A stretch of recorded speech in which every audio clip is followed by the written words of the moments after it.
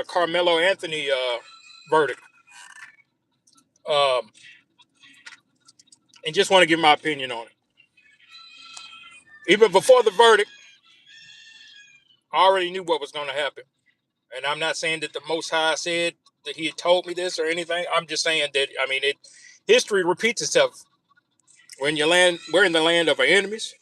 How can we get a fair shake or a fair deal or a fair trial when the system was not created to help us? It was created to uphold white supremacy.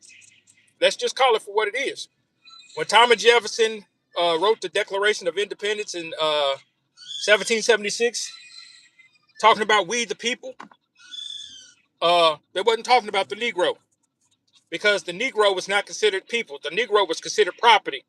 And Thomas Jefferson, if you look this up, he had owned over 600 slaves, Negroes, Israelites. So when he was saying we the people, when you see people wearing these T-shirts, wearing these flags, wearing these hats, seeing these tattoos that are on these Europeans that say we the people, that's what they're talking about. It's just white supremacy 101.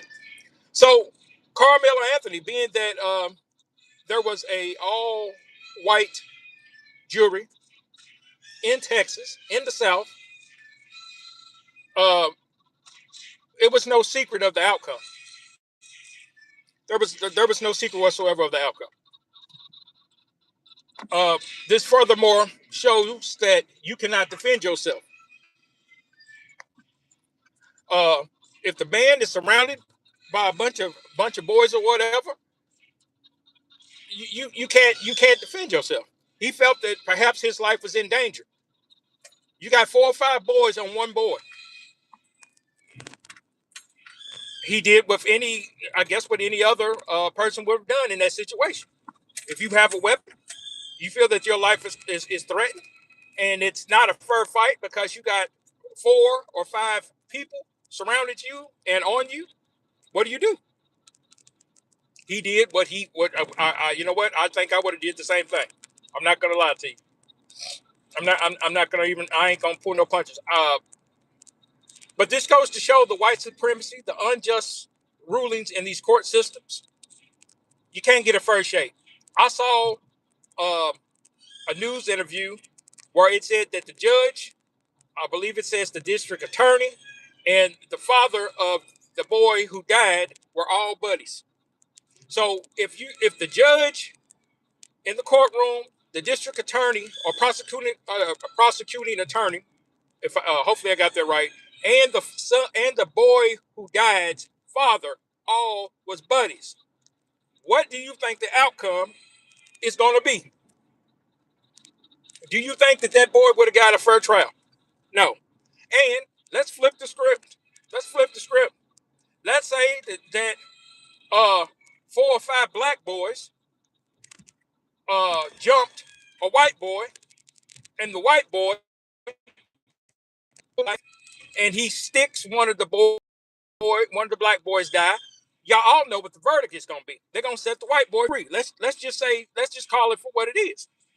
We've seen it all kind of flavors. We've seen it in all kind of situations and all kinds of scenarios. It never ends well for us as a people, regardless if we're in the right or if we're in the wrong. The Bible said that his people would be scattered to a nation that wouldn't respect the old or pity the young child. It makes it bad when you can't defend yourself. And like I said, we all know what would happen if it was reversed. I'm praying for his family. I don't know what the sentencing is going to be or what they're going to do to him. I think they do have the electric chair in Texas. Y'all pray for that boy. For those who care, let me just put it that way, because I know some of y'all who look at my videos don't really care. Y'all just being nosy. Y'all don't care because it's not you. It's not your people who's being traumatized and done this way. So let's just call it for what it is. And the sad part is, mess somebody up for real. The sad part is A lot of y'all white folks who say that y'all Christians, y'all ain't no Christians. Not like the Messiah had taught. He said love your enemies, love your neighbors, love your brothers. Does love have a color? That's all I want to know. Does judgment have a color? That's all I want to know. Getting a fair trial or a fair shake in the justice system. Does that have a color? Hope y'all can receive this. Peace and blessings to y'all. Be safe out there. Shalom.